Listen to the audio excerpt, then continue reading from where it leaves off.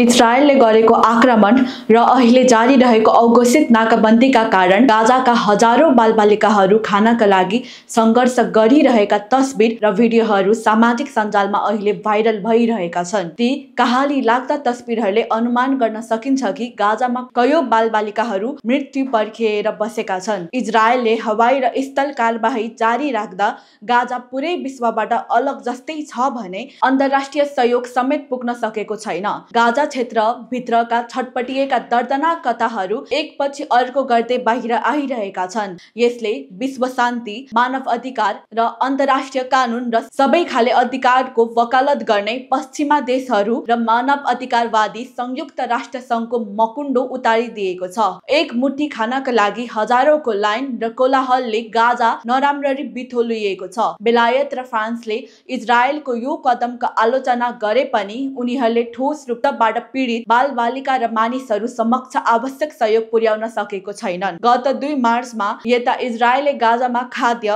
औषधि, इन्धन र अन्य अति आवश्यक सामग्रीहरूको प्रवेश पूर्ण रूपमा रोकिदिएको छ। यस नाकाबन्दीका कारण गाजामा रहेको करिब 23 लाख जनसङ्ख्या गम्भीर खाद्य सङ्कटमा परेका छन्। परिवारहरू फोहोर मैला खोताल्दै खान खोज्न बाध्य छन्। अझ अधिकांश परिवारहरू दैनिक खाना होइन पानीका लागि समेत तडपिरहेका छन्।